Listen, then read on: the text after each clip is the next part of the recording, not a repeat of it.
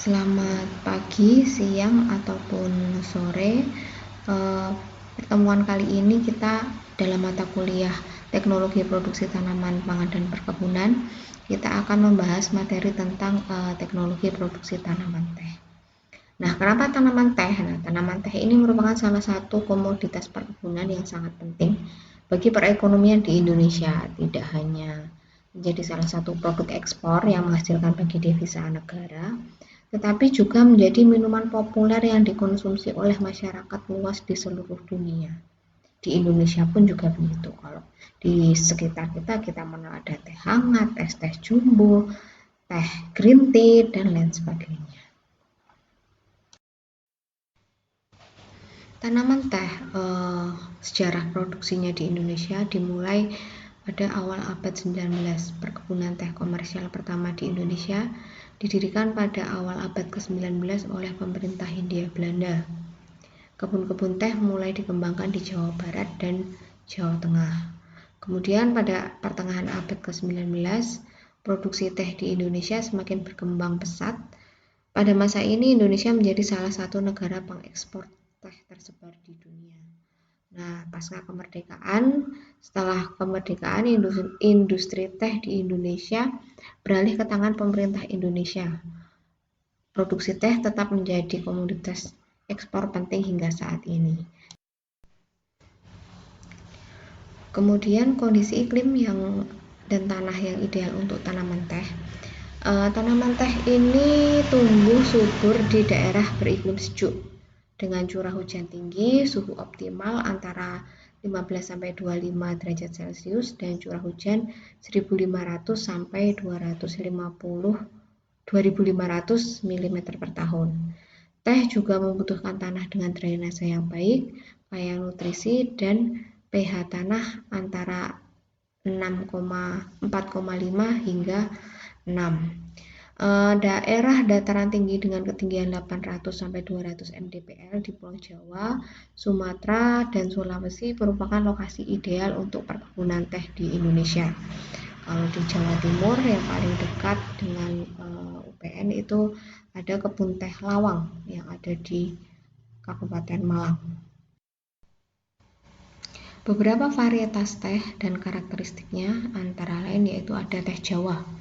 Varietas yang paling populer di Indonesia untuk varietas teh Jawa ini dengan ciri memiliki daun yang lebar dan rasa yang kuat, cocok untuk produksi teh hitam.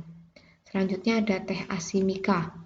Varietas teh ini berasal dari Assam, India, memiliki daun yang lebar dan rasa yang lebih lembut, sehingga sering digunakan untuk teh celup dan teh hijau. Kemudian ada teh Sinensis yang berasal dari Cina, memiliki daun yang lebih kecil dan rasa yang lebih halus, sehingga cocok digunakan untuk produksi teh oolong dan teh putih. Dan terakhir ada teh espresso, yaitu varietas teh khusus yang digunakan untuk membuat minuman espresso, memiliki rasa yang kuat dan lebih pekat. Pemilihan varietas teh terhadap suatu lahan harus didasarkan pada kesesuaian iklim dan kondisi tanah di lokasi penanaman, produktivitas dan rendemen teh yang tinggi, ketahanan terhadap hama dan penyakit, kualitas daun teh yang sesuai dengan selera konsumen, dan adaptasi varietas unggul hasil pemuliaan teh yang terbaru. Persiapan lahan dan penanaman untuk budidaya tanaman teh dimulai dari pembukaan lahan. Ini misal untuk lahan yang mau diremajakan atau lahan yang sebelumnya bukan lahan teh kemudian mau dibuat untuk tanaman teh. Nah, lahan yang dipilih untuk perkebunan teh ini harus dibuka dengan hati-hati agar tidak merusak struktur tanah. Pembukaan lahan dilakukan dengan peralatan mekanis dan manual untuk meminimalkan erosi. Kemudian untuk pengolahan tanah diolah secara mendalam untuk memperbaiki tekstur dan struktur serta meningkatkan aerasi dan drainase. Pengolahan tanah dapat dilakukan dengan pembajakan, pembalikan, dan penggemburan. Nah, selanjutnya untuk penanaman bibit teh yang sehat dan unggul ditanam pada jarak tanam yang optimal. Penanaman dilakukan dengan hati-hati untuk menjaga akar dan meminimalisir stres pada bibit. Untuk pelaksanaan pembibitan dapat berasal dari dua macam sumber ya, yaitu dari biji dan juga atau dari stek. Untuk benih tanaman teh atau biji diperoleh dari buah teh yang telah matang. Benih ini dapat ditanam langsung di pembibitan untuk menghasilkan bibit teh yang sehat dan kuat. Pembibitan dengan biji dapat juga dilakukan dalam polybag dan dipindahkan tanam setelah 2 tahun. Sedangkan untuk tanaman teh yang berasal dari stek diperoleh dari stek batang atau daun teh yang diambil dari tanaman induk yang unggul. Stek ini akan tumbuh menjadi tanaman baru. Bibit yang siap tanam minimal telah berumur 8 bulan dengan tinggi minimal 30 cm dan jumlah daun sebanyak 5 helai. Pemeliharaan dimulai dari penyiangan. Penyiangan itu dengan membersihkan gulma di sekitar untuk menjaga kebersihan dari lahan di sekitar tanaman teh. Kemudian pembuatan rorak. Rorak itu menggali parit dangkal di sekitar tanaman teh untuk mencegah genangan air. Rorak juga berfungsi sebagai tempat penumpukan seresah yang dapat menyuburkan tanah. Kemudian penyulaman. Penyulaman itu untuk mengganti tanaman teh yang mati, pertumbuhannya kurang baik dengan bibit baru. Kemudian penyulaman juga dilakukan untuk menjaga keseragaman produksi kebun teh. Pemeliharaan selanjutnya adalah pengelolaan pohon pelindung. Nah, tanaman teh ini membutuhkan naungan dari pohon pelindung untuk mencegah kerusakan akibat sinar matahari langsung. Nah, pohon pelindung diatur pertumbuhannya dan dipangkas secara berkala untuk menjaga keseimbangan cahaya di perkebunan teh. Jadi pohon pelindung ini ada dua macam, yaitu sementara dan tetap. Sementara itu pada saat pembibitan atau sementara di lahan pertanian. Nah, ketika untuk pohon pelindung tetap itu paling tidak setelah tanaman berumur 2-3 tahun itu sudah ada pohon pelindung yang ditanam sebelumnya terlebih dahulu. Nah, kemudian untuk pembentukan bidang petik, ini bidang petik adalah area tanaman teh yang dipertahankan pada ketinggian optimal untuk memudahkan pemetikan daun. Bidang petik dibentuk melalui pemangkasan yang teratur agar tanaman teh memiliki struktur dan seragam dan mudah dipanen. Bisa dilihat seperti pada gambar ya. Nah, kemudian perawatan berkelanjutan yaitu pengelolaan pohon pelindung dan pembentukan bidang petik harus dilakukan secara rutin dan terencana. Ini untuk menjaga produktivitas kebun teh dalam jangka panjang dan memastikan peran daun teh yang berkualitas tinggi. Sedangkan untuk pemangkasan ini ada beberapa tahap yang harus dilaksanakan dalam proses pemangkasan, yaitu pemangkasan awal dilakukan pada tanaman teh muda untuk membentuk struktur dan kerangka cabang yang baik. Kemudian pemangkasan bentuk yaitu untuk mempertahankan bentuk tanaman teh agar tetap rapi dan seragam. Kemudian pemangkasan produksi untuk memicu pertumbuhan tunas baru untuk meningkatkan produksi daun teh. Dan juga pemangkasan rejuvenasi, yaitu memulihkan tanaman teh tua agar dapat berproduksi kembali. Nah, pemangkasan ini merupakan salah satu teknik pemeliharaan kunci dalam budidaya tanaman teh.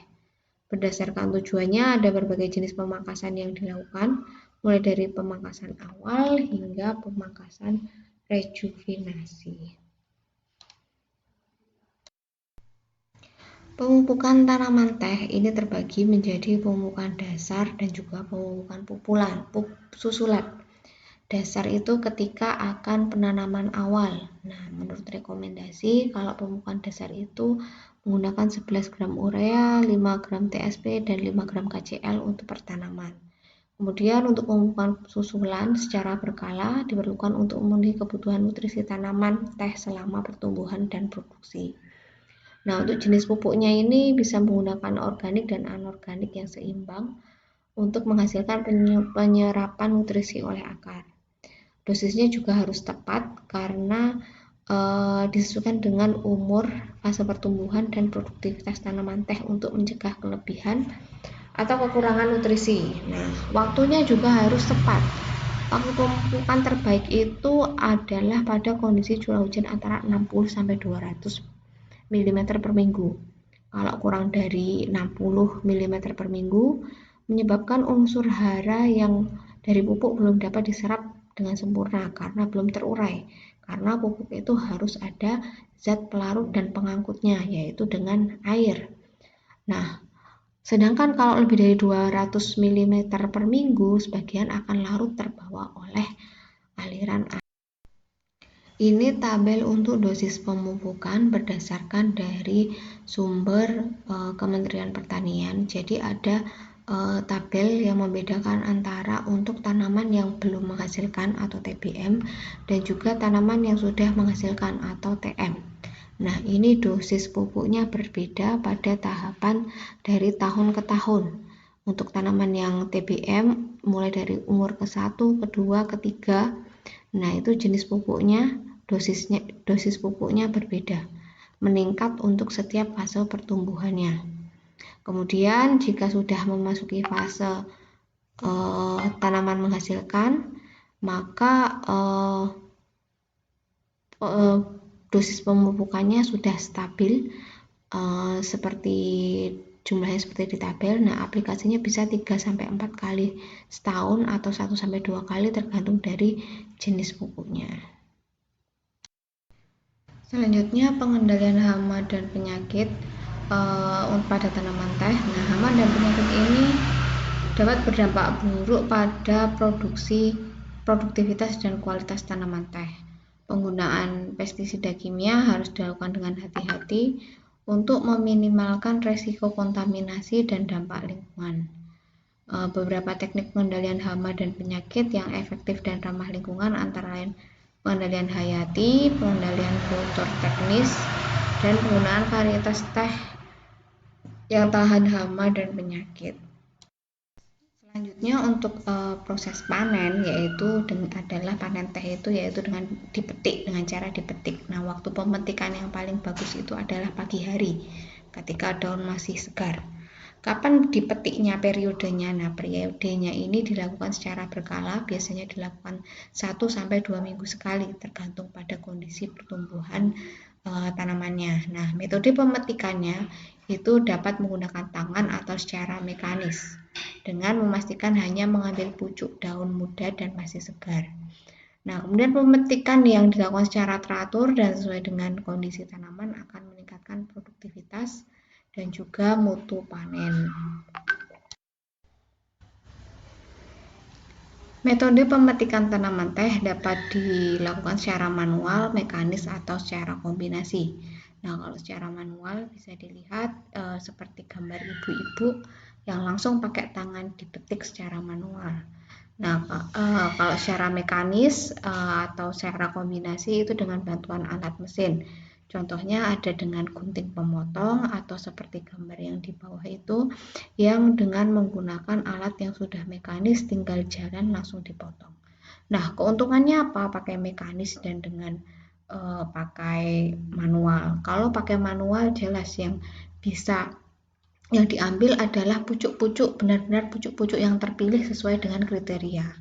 Tapi kalau dengan mekanis itu pucuk-pucuk yang seharusnya tidak ikut terpetik itu akan ikut terpetik. Tapi keuntungannya pasti waktunya lebih cepat dan juga hemat, sehingga hemat biaya untuk tenaga pemetikan.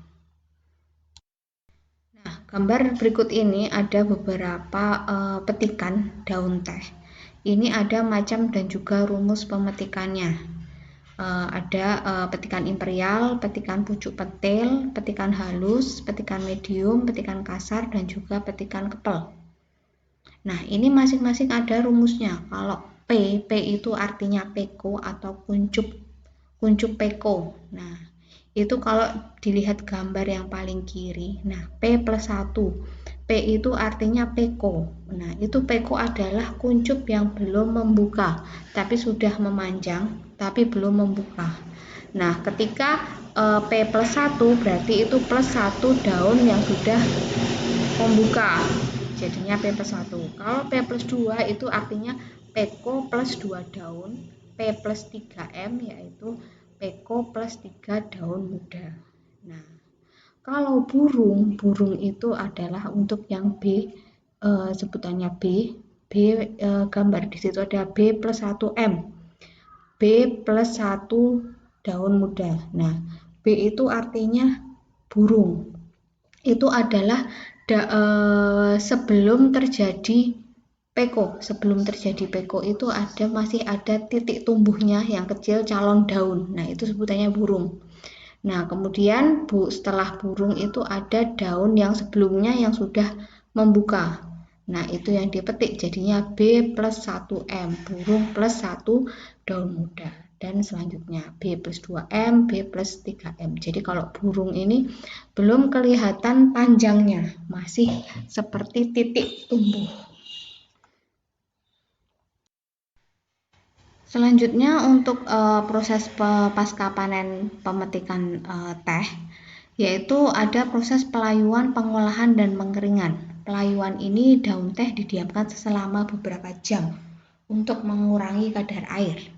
Nah, kemudian pengolahannya itu nanti ada proses pelembutan, penggilingan, dan juga fermentasi. Nah, yang terakhir adalah pengeringan. Daun teh dikeringkan untuk mengurangi kadar air dan menghasilkan produk akhir. Setelah proses panen, untuk proses pasca panennya yaitu dimulai dengan penyimpanan daun teh. Daun teh yang telah dipetik harus segera diolah dan disimpan dalam kondisi segar untuk mencegah kerusakan.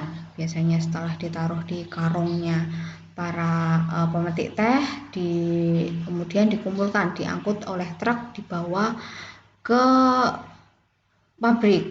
Nah, setelah itu di pabrik dilakukan sortasi dan penimbangan. Setelah panen, teh disortir berdasarkan kualitas dan ukuran lalu ditimbang untuk menentukan rendemen dan harga jual.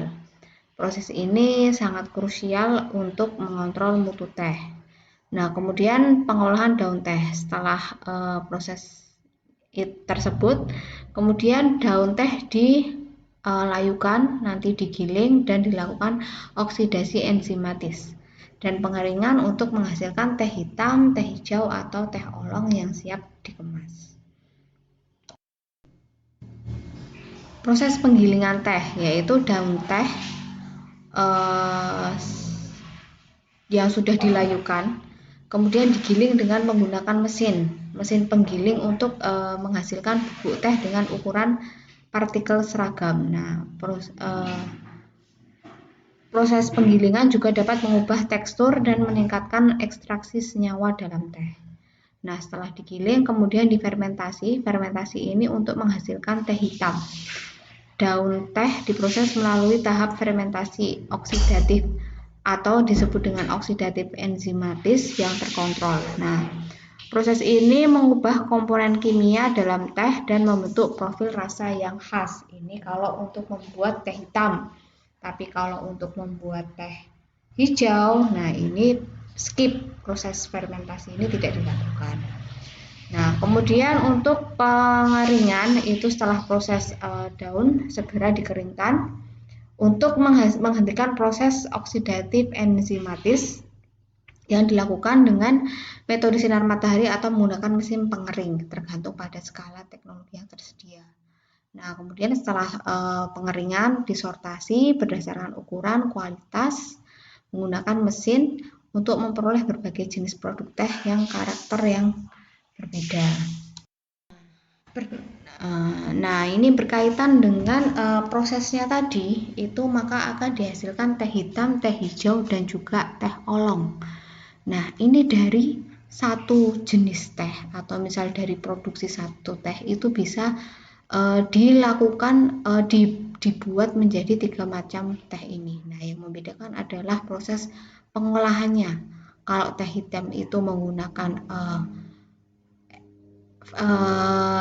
fermentasi oksidatif sekitar 2 minggu hingga 1 bulan. Kalau teh oolong ini dari yang hampir semua teh hitam hampir sama dengan teh hitam, tetapi jangka waktunya fermentasinya lebih pendek, hanya 2-3 hari. Nah, kalau teh hijau itu merupakan yang langsung diproses setelah petik, tidak pakai fermentasi oksidatif enzimatis. Nah, tapi kalau untuk teh putih ini agak berbeda. Teh putih itu dibuat dari pucuk daun yang tidak mengalami proses oksidasi dan sewaktu belum dipetik dilindungi dari sinar matahari untuk menghalangi pembentukan klorofil. Jadi kalau teh putih itu yang dipanen itu hanya pucuk pekonya saja. Pucuk yang masih daun yang masih menggulung yang belum membuka. Sehingga untuk produksi teh putih ini bahan bakunya sangat sulit pemetikannya, pemetikannya khusus untuk teh putih ini sangat sulit, membutuhkan waktu yang lebih lama dan sehingga harga teh putih ini menjadi lebih mahal dibandingkan teh jenis lainnya. Nah, kemudian ini bagian akhir dari pembelajaran kita mengenai teh, yaitu kesimpulan dan prospek pengembangannya.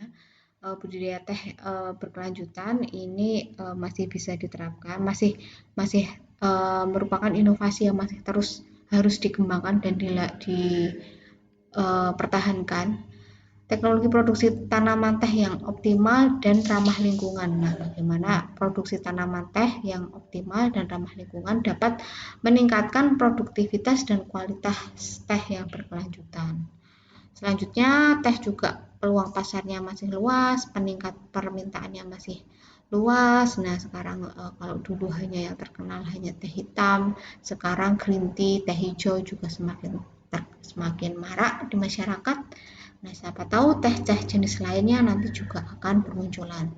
Kemudian inovasi pengolahan teh, pengembangan teknologi pengolahan teh yang modern dapat menghasilkan produk dengan cita rasa, aroma, dan penampilan yang lebih menarik bagi konsumen. Kalau sekarang yang masih marak adalah kopi, bagaimana cita rasa kopi itu bisa ditingkatkan kualitasnya berdasarkan prosesnya. Nah, mungkin nanti bisa dikembangkan juga untuk teh. Nah, kemudian selanjutnya untuk penelitian dan pengembangan, inovasi melalui penelitian pengembangan varietas unggul, mau pakai kultur jaringan, mau pakai pemuliaan tanaman, serta teknik budidayanya, kemudian pengolahan teh yang efisien juga bisa meningkatkan daya saing. Masih banyak inovasi-inovasi yang masih bisa dikembangkan. Demikian kuliah untuk pembelajaran teh. Terima kasih.